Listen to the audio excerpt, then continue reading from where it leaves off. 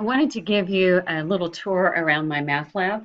By now you've already registered and enrolled in my math lab, but here are a couple of key places that we will be looking at and using throughout the semester. There are multiple ways to get to these resources, but here are some items I do want you to pay attention to. On the very first home page, I want you to notice that there is a browser check and how to enter answers. Before you do any homework, for the very first time, you don't have to do this every time you do homework, but before you attempt any homework, for the first time, make sure you run a browser check on the computer you're using. If you use a different computer, I would do the browser check again, and also go through how to enter answers. This can save you a lot of frustration by going ahead and doing these two items right now before you even touch homework. Other parts on the screen that I'd like you to note, and I'll go ahead and get us a different color here. Over on the side, you see student materials to print, assignments, gradebook, and course tools. Course tools has a document sharing folder in it that I want us to notice.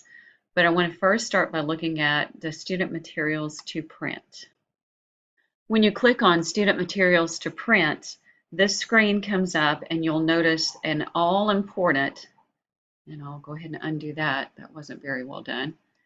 The all-important in-class student notebook. This is your entire in-class set of notes. You'll hear me reference in the videos to go get your in-class student notebook pages. There will be 2 to 3 pages for each lesson that we do, and this is where I'm talking about when I mention the in-class student notebook. I also want to point out the resources. I will mention those throughout the semester. But this is a great place to go get information on items or concepts that you may not feel strong in or that you feel like you need a little bit of review on. Here's a quick place to go look at those concepts. You can, again, you can use other places, websites, and our resources at school, but here is a set of information that is located within your in-class student notebook or within your student materials that you can print. It's right here available online. When you click on course tools, which is available on your home screen, here is the screen that comes up, and I really wanted to point out the document sharing.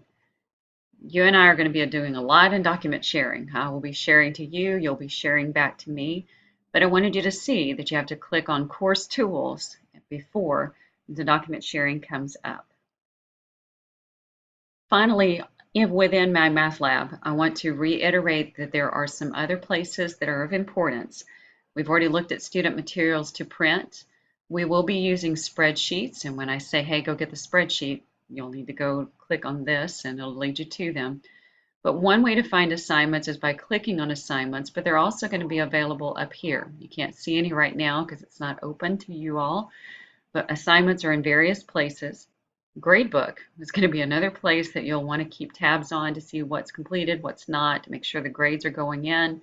And also course tools. That's where we were. And remember, course tools helps to get you to document sharing.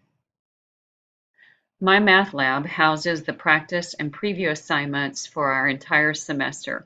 So I'm now in the syllabus and I'm looking at the calendar in the syllabus. And I want to point out that at week 1, this is us, Monday at midnight, or if you want to say Monday early, either way, this coming Monday, all of the assignments right here are going to open up for week 1. This week's weird. From now on, they'll be opening up on Friday, but everything that you see right here is due this coming Friday at almost midnight. I put it at 11:59 p.m. And the process that you should go through, and it'll be a little weird at first, is all of these items, plus a couple of items I'll be asking for to be uploaded or emailed to me. These items you will need to have a process. And so the first one I see that's going to make the most sense is right here. You see preview of 2A. And so preview of 2A is going to happen, and then you're going to need to watch the video that I'll show you where those are located. And then you're going to need to do your in-class pages, either while you're watching the video or do the in-class and then watch the video, but you'll have to get a process because for every lesson, except right here at the front, you'll have a preview assignment, you'll have an in-class assignment, and then you'll have a practice assignment. So it would be very wise that if there is a preview, do that before you watch the video and do the in-class pages. But you'll notice that we don't have a preview for 1C and we don't have one for 1D. It's just a little confusing right at the first because you didn't know anything to know that you had to do a preview, so we can't really start the previews until we get going. So what this means is that for the upcoming Friday, you'll need to listen to the videos because I'll have several things that I'll need you to email to me or upload to me.